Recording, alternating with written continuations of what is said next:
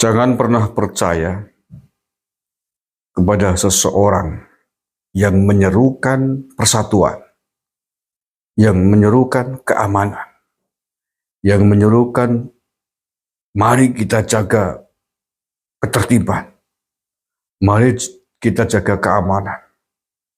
Ketika seseorang itu membiarkan penjahat berkeliaran di kampung, siapapun orang itu di kampung Anda, tokoh sekali berapapun, ketika seruannya tidak sejalan dengan prinsip-prinsip kesatuan, prinsip-prinsip keamanan yang seharusnya terpenuhi. Tidak mungkin seorang tokoh menyerukan persatuan, menyerukan keamanan, sementara dia membiarkan penjahat berkeliaran di kampung Anda. Jika ada seorang tokoh menyerukan keamanan, jaga persatuan, jangan mudah diadu domba, tetapi di kampungnya dia membiarkan penjahat, perampok berkeliaran, maka hanya ada dua kemungkinan. Dia ingin mengambil keuntungan di balik perampok-perampok yang dibiarkannya, atau kalau tidak, maka kemungkinan kedua adalah dia bagian dari perampok tersebut, hanya berkamuflase, hanya kemudian menempatkan atau memakai baju seolah-olah sebagai penjaga keamanan. Seorang suhu sejati, seorang yang mencintai persatuan, yang mencintai perdamaian, yang mencintai keutuhan suatu kampung, maka tidak mungkin akan membiarkan dan mentolerir para perusak persatuan, para perampok tinggal di tempat Anda. Itu prinsip yang harus dipenuhi.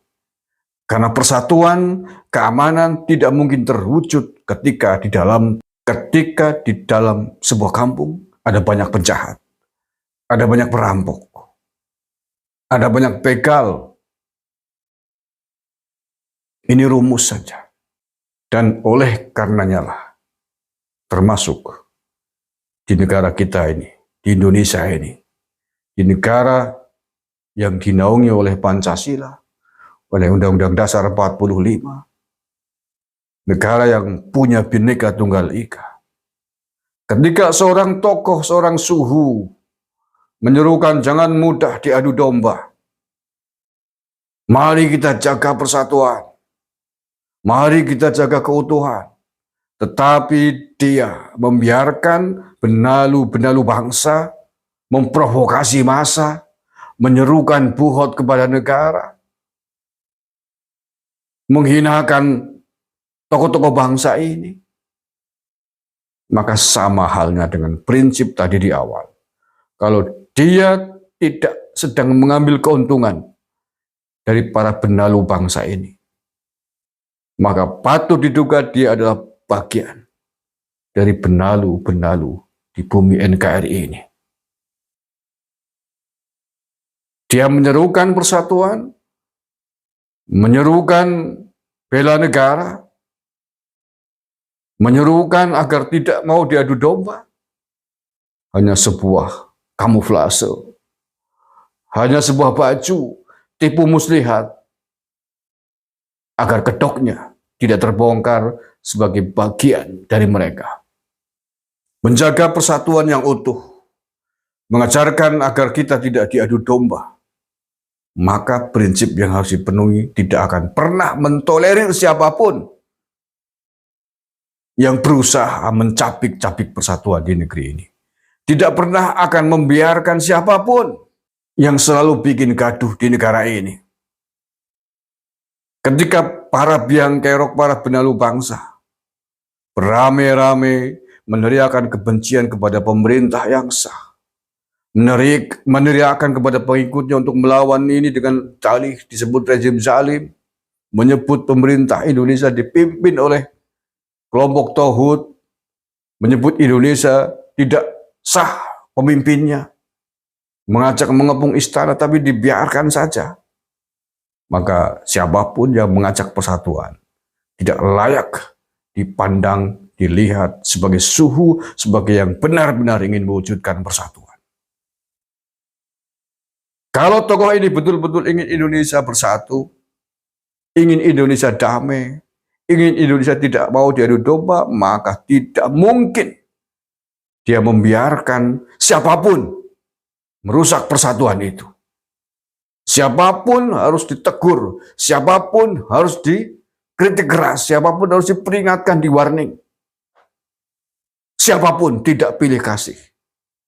Tetapi kalau satu kelompok dibiarkan mengharu biru merusak persatuan negara ini, sementara kelompok lain ditegur, kelompok lain dibilang memecah belah, maka dia patut diduga bersekutu dengan kelompok yang pertama. Saya berikan contoh yang lain. Kalau Anda menanam bunga di pot bunga Anda, agar bunga itu tumbuh subur, maka bunga itu harus dirawat dengan baik. Di antaranya adalah disirami yang teratur, kemudian dikasih pupuk, agar bunga yang Anda tanam itu dapat tumbuh subur. Tetapi ini belum cukup.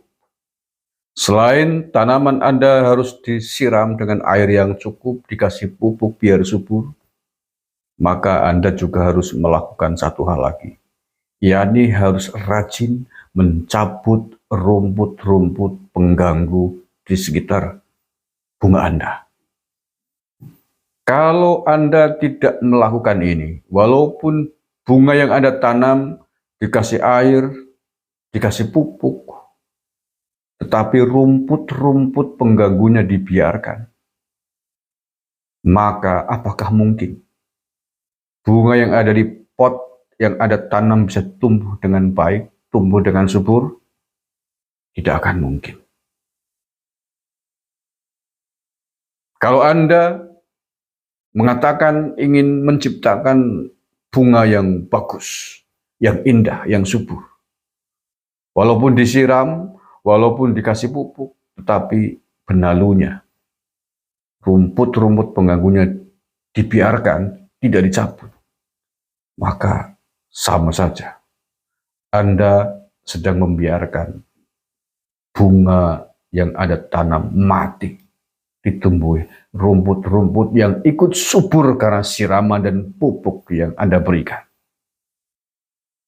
Anda mungkin memang mencintai rumput itu tumbuh menguasai pot bunga Anda, sehingga tidak mau mencabuti benalu di tanaman, di pot yang Anda tanam itu. Maka masihkah Anda percaya dengan orang yang rajin menanam bunga, rajin menyiram, rajin memberikan pupuk, tapi membiarkan benalu-benalu itu tumbuh? Tidak boleh dicabut, dibiarkan saja. Masihkah Anda percaya bahwa orang itu benar-benar mencintai bunga yang ditanam? Mari kita gunakan akal waras kita untuk menilai seseorang. Tidak hanya dari perkataan saja, tidak hanya dari jargonnya saja, tetapi kita lihat, kita nilai dari perbuatan-perbuatan yang dilakukannya secara adil.